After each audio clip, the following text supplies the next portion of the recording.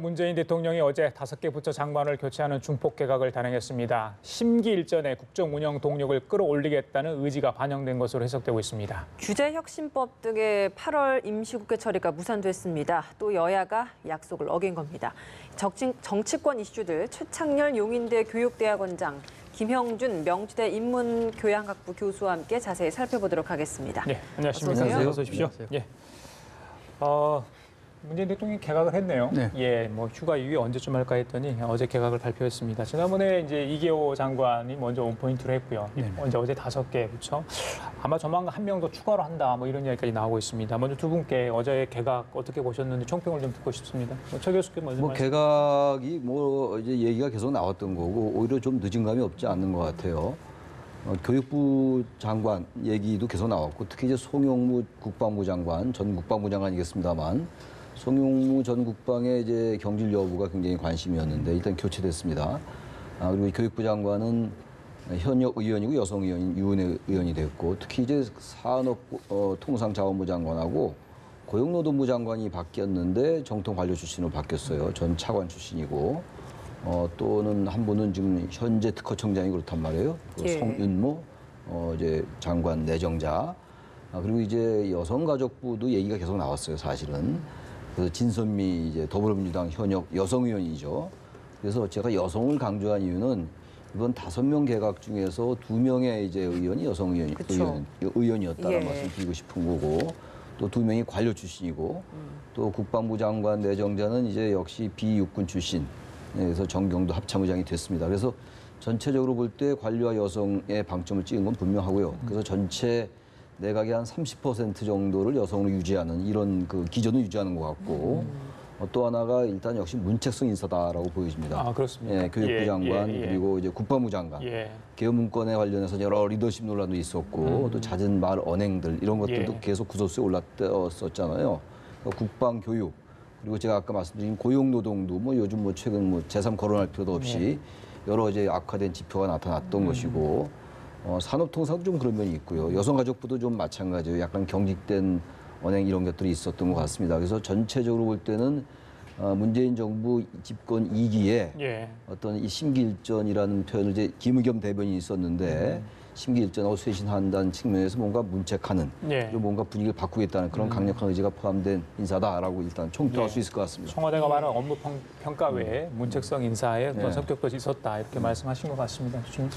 인사라는 거는 결국 국정 운영 기조와 어떻게 부합되느냐라는 거거든요. 현 정부가 추구하는 국정 운영 과제가 여러 가지가 있지만 가장 큰 거라고 볼 수 있는 거는 나라다운 나라를 만들다, 적폐청산한다. 그리고 그동안에 여러 가지 미비했던 점을 이제 바꾸면서 새로운 동력을 가져가줘야 되는데 교체된 부처를 보면은 분명히 문책성이라는 것이 나와요. 교육부라든지 아니면 국방부라든지 이런 부분들은 굉장히 민감한 부분인데도 불구하고 우왕좌왕했었던 부분들이 있는데 하나 이제 관심 있는 거는 보면 저나 우리 최 교수님이나 저 대학에 있지만 대학 교수 출신들이 경질이 많이 됐어요. 그러니까 그게 무슨 말이냐면 이 부처 장악력이 뛰어나야 됩니다. 아무리 전문성이라 하더라도 조직 장악력이 떨어지면은 그건 끌고 갈 수가 없단 말이에요. 그런 의미에서 일부 문제는 있지만 자꾸만 의원 출신 분들이 들어갈 수밖에 없는 이유가 결국 윤회 장관 내정자 같은 경우는 교육부의 위원회에서 6년 이상을 간사도 지내면서 아주 굉장히 나름대로 활발하게 활동을 했기 때문에 제가 볼 때는 나름대로 굉장히 조직 장악력이 뛰어날 거라고 봅니다.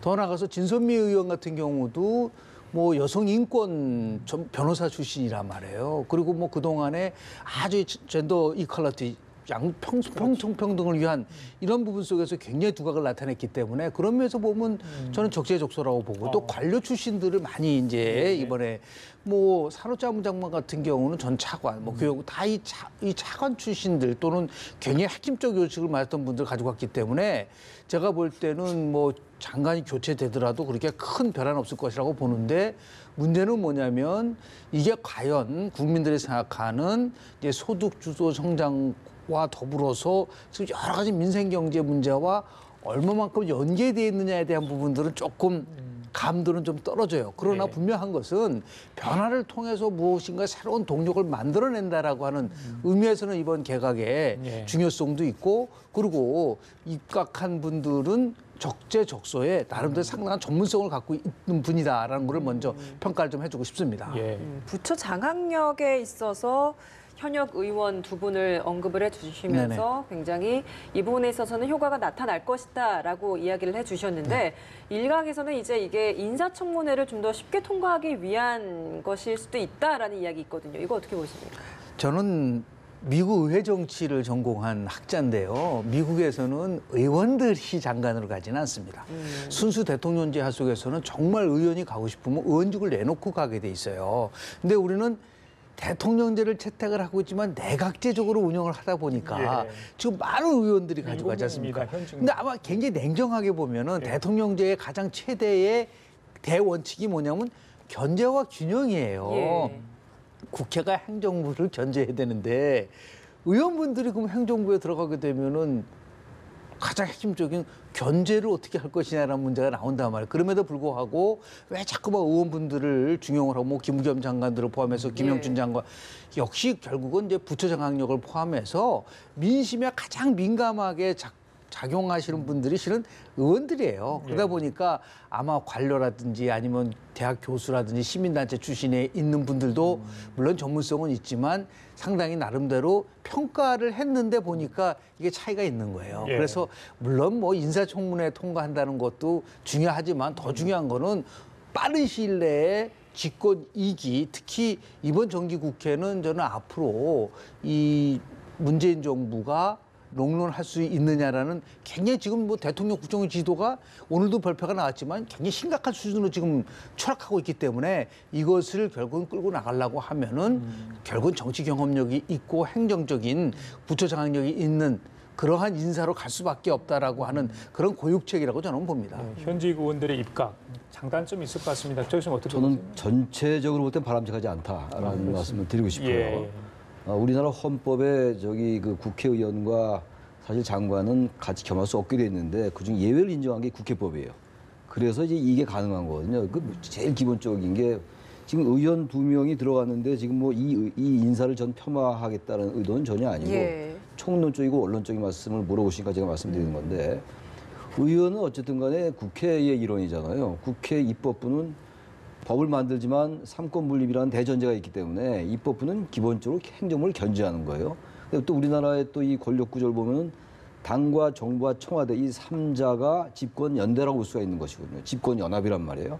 같이 협조하되 어떤 긴장 관계는 필요하다라는 얘기거든요. 근데 현역 의원직을 유지하면서 청와대로 아니 그 내각에 들어가는 순간 입법부가 아닌 거예요. 행정부가 되는 것이죠. 그럼 이분은 입법부냐 행정부냐 이런 문제가 나와요. 이건 사실 원론적인 문제고 바로 이런 문제 때문에 진보 정권이나 보수 정권을 막론하고 이게 문제가 국회법을 좀 개정하자 이런 얘기는 계속 있었어요. 근데 사실 여야 의원들을 막론하고 의원들로 볼 때는 굳이 그럴 필요가 없는 거예요. 의원이 내각에 참여할 수 있는 기회가 원천적으로 봉쇄되는 거니까. 그래서 지금 18명 중에서 7명이 국회의원이라는 건 좀 많은 비중이에요. 근데 여러 가지 이유가 있을 거예요. 항상 언론 얘기하는 거 지금 이제 김 교수님 말씀하셨습니다만 일단 전현직 의원들은 제 기억으로는 한 번도 인사청문회 통과 못한 의원이 없어요. 전현직 포함해서. 예. 일단 의원이라는 거는 국민들의 선택을 받은 이제 선출직이기 때문에 그런 것이잖아요.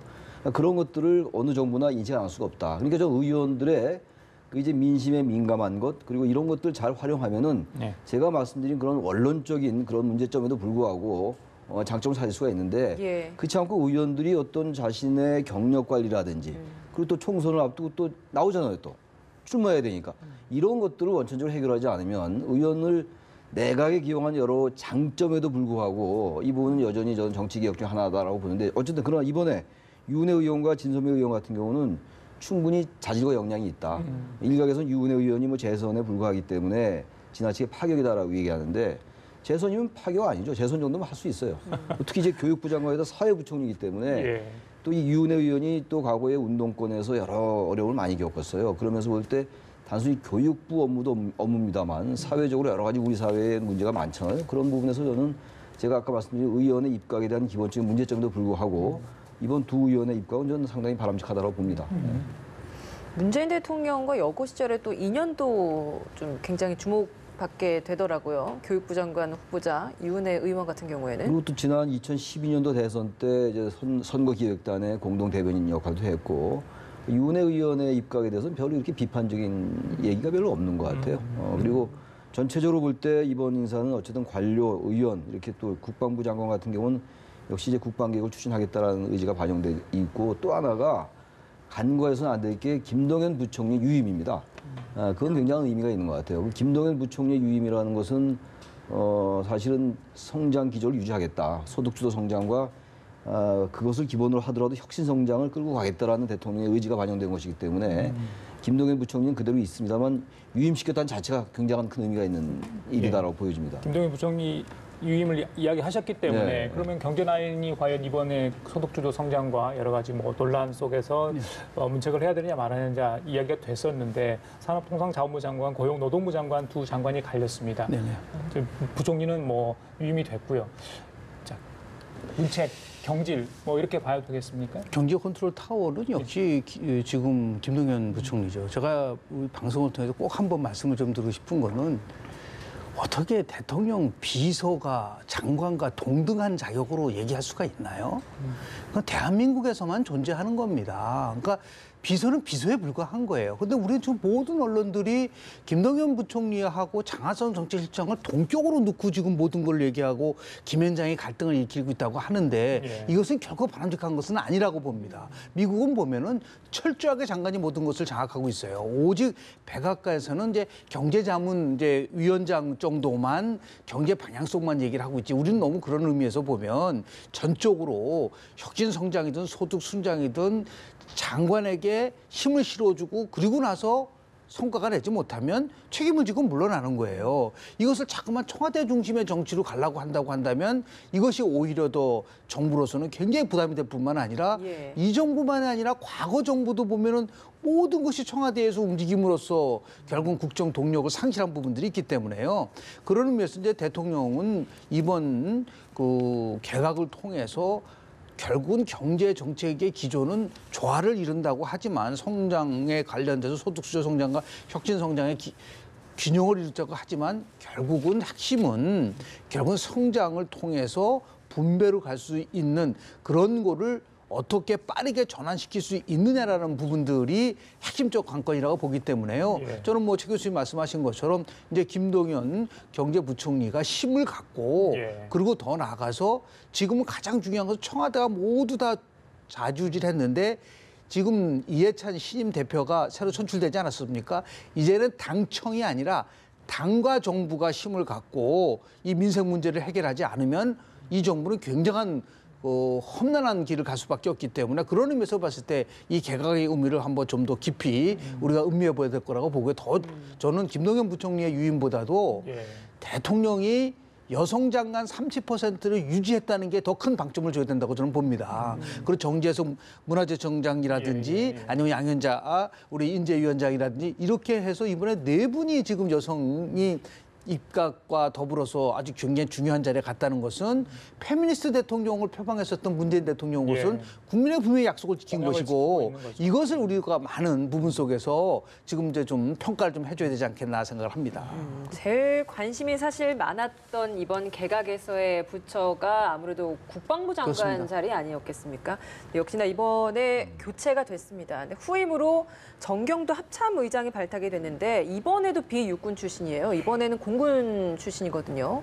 아마 모르긴 몰라도 문재인 정권 동안 국방부 장관은 아마 비육군 출신이 될 가능성이 높아요. 그리고 이제 흔히 개혁한 비육군, 육군 중에서도 비육사 이거 아니겠어요. 그러니까 지난번에도 이제 이순진 전 합참의장은 3사 출신이에요. 3사관학교 출신인데 이번에도 이제 3사관학교 출신이기 때문에 이순진 합참의장도 뭐 개각 하마평에 올라왔던 걸로 제가 알고 있는데 역시 어쨌든 육군 출신이거든요. 그러니까 지금 문재인 대통령의 확고한 의지는 육군으로는 개혁할 수 없다라는 생각을 갖고 있는 것 같아요. 육군이 다 뭐 저기 개혁에 저항한 세력은 전혀 아닙니다만 그동안 우리 한국의 어떤 군의 여러 가지 정치적인 뭐 개입 이런 것들 볼 때 역시 육군이 주도적인 역할을 했던 건 분명하잖아요. 그런 의미에서 정경도 합참의장은 육군이 아니기 때문에 또 사실 막상 공군이나 해군에서 또 쓰자니 지난번에 이제 송영무 전 장관은 해군 출신이었으니까 공군 출신이 마침 이제 합참의장이기 때문에 기용한 것 같습니다. 예. 그러니까 국방개혁의 어떤 의지 그리고 최근에 여러 가지 방산 비용, 뭐 방위 사업총장도 바뀌었습니다만 그런 것들은 계속 이제 문제로 남아 있는 거거든요. 그러면서 볼 때 정경도 합참의장이 국방부 장관으로 기용된 것도 그런 정권의 의지가 굉장히 강하게 포함되어 있다고 보여지고요. 또 하나 그 청와대와의 관계 잠깐 말씀드리면 굉장히 중요한 지적을 하셨어요. 그러니까 청와대와 당정청이라는 게 또 청와대가 지금 우리나라 미국 대통령제와 완전히 일치할 수도 없는 것이고 또 청와대가 완전히 뒷전으로 있을 수도 없어요. 근데 지난 박근혜 정부 때도 너무 청와대가 지나치게 나선다. 이른바 만기칠람이라는 말씀들을 많이 했잖아요.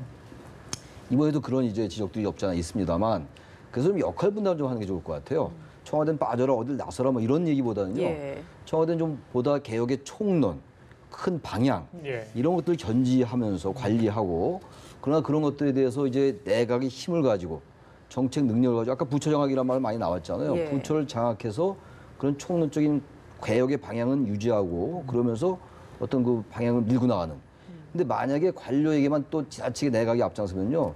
역시 정통 관료들은 나름의 장점이 있습니다만 좀 시간이 지나면서 개혁에서 좀 멀어질 수 있는 그러한 또 원천적인 한계가 또 있는 것도 분명합니다. 그러니까 이런 것들이 서로 보완을 이루어야 되는 거거든요. 그러니까 이게 청와대와 내각이 뭔가 제로섬 게임으로 갈 것이 아니라 오로와 나싱이 아니라 같이 할 수 있는 부분을 같이 보완해 나가는 거. 다시 말하면 김대중 전 대통령이 얘기했던 어떤 서생적인 문제의식은 청와대가 좀 갖고 상인적인 현실 감각은 내각이 갖는 좀 이분법적으로 본다면 그렇게 된다면 서로 윈윈할 수 있지 않나 이런 이제 생각은 좀 듭니다. 예. 자, 송영무 국방부 장관, 뭐 사실 경질성 인사다 이런 지적이 나오고 있습니다. 지난번에 국방개혁에 직을 걸겠다 이런 얘기 했었는데 결국 기무사 개헌 문건 보고 논란이 결정적인 뭐 타격을 줬다 이렇게 보면 될까요? 일반 국민들이 봤을 때도 국방부 장관하고 현역의 대령이 국회에서 충돌하는 걸 보고 되게 충격을 저는 받았거든요.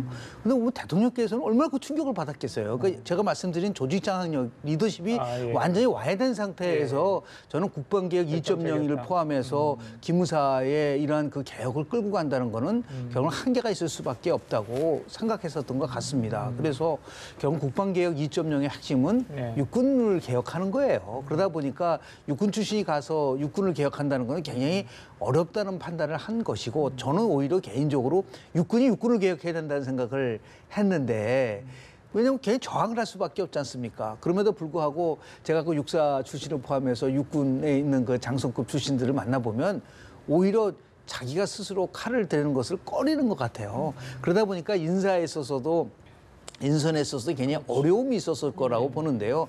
다른 거는 몰라도 이 국방은 굉장히 중요한 영역이고 국민들의 관심이 굉장히 높기 때문에 두 가지를 좀 지적을 하고 싶어요. 하나는 뭐냐면 정말 리더십을 갖고 무엇이 중요하냐라고 자충우돌 하고 우왕좌왕하지 말고 정말 군이 국민들로부터 신뢰를 잃어버린다는 거는 뭐 엄청난 이거는 정부로서는 어려움을 겪을 수밖에 없는 부분들이 있기 때문에 두 번째로 뭐냐면 이 국방개혁의 문제는 매 정권마다 나온 문제예요. 예. 그런데 7비리로 시작해서 93년도 참여정부, 문민정부 때 시작해서 이 지금 뭐 부패가 굉장히 심한 것 중에 하나가 국방 쪽이라는 것을 많은 국민들이 인식을 하고 있기 때문에 이 부분 속에 좀 뭐 가시적인 좀 성과가 나와서 정말 이 군이 군의 신뢰를 얻는데 결정적인 계기가 됐으면 좋겠다는 말씀을 좀 드리고 싶습니다. 예. 사실 뭐 방산 비리라고 해서 이제 국방부의 개혁이 필요한 부분도 있는데 국방부뿐 아니라 사실 지금 이런 비리나 이런 문제에 대한 개혁이 필요한 곳이 한두 군데가 아니거든요. 국정원도 사실 이런 비리나 이런 문제가 많았기 때문에 여기에 대한 개혁도 필요하다라는 이야기가 있었고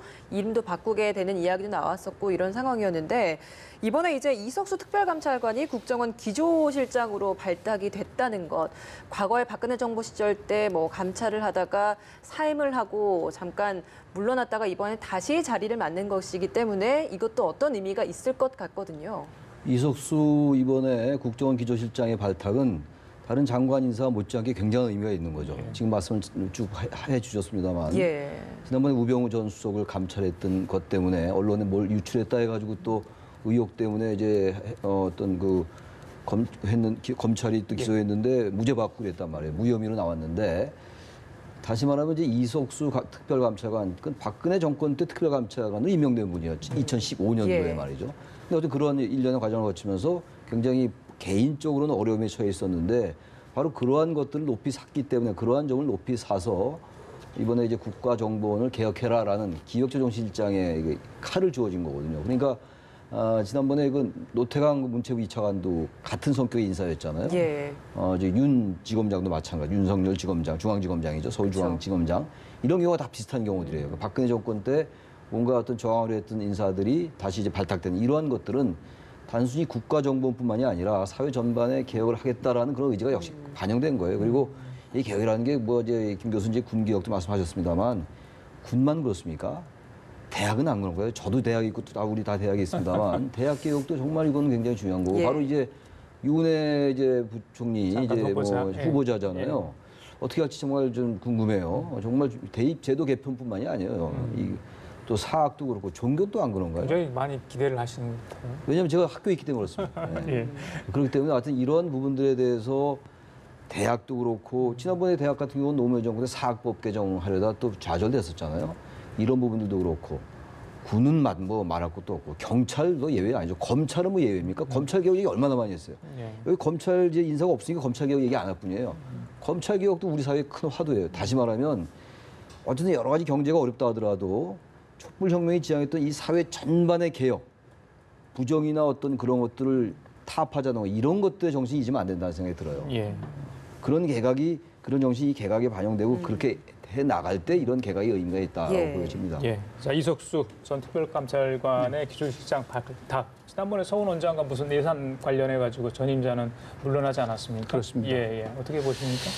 이 정부 추구하는 핵심적 가치는 공정 아닌가요?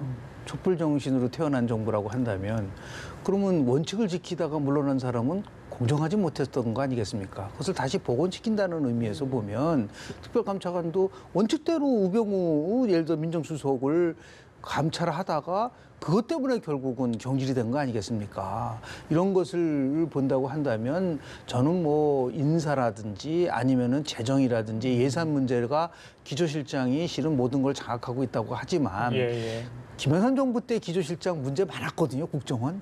MB 때도 마찬가지고. 그러니까 기조실장이 어떻게 하느냐에 따라서 국정원이 실은 다시 태어나느냐 하느냐. 지금 큰 기조는 바뀌었어요. 이제는 국내 문제에 대해서는 더 이상 국정원이 개입하지 않고 오로지 남북 문제와 관련돼서 집중한다고 벌써 표방을 했기 때문에 다음 중요한 거는 뭐냐면 조직 내부에서의 저항이 문제가 분명히 있을 수 있는데 그것은 결국은 인사와 예산을 통해서 바꿀 수밖에 없는 것이고요. 더 나아가서 지금 국정원 내에서도 개혁이 필요하면 또 감찰과 연결될 부분들이 있을 가능성이 큰데 이석수 지금 내정자 같은 경우는 뭐 검사 출신이면서 특별감찰관 전직 특별감찰관 출신이니까 감찰과 관련돼서는 전문성 있는 부분들이 있기 때문에 결국은 조직과 인사, 예산, 감찰이라는 이 세 가지를 아마 주도할 인물로서 정부가 거기 더불어서 이제 공정이란 것까지 이제 같이 결합이 돼서 발탁을 했기 때문에 나름대로 의미 있는 인사라고 저는 봅니다. 알겠습니다. 자, 개각 얘기는 좀 하고요.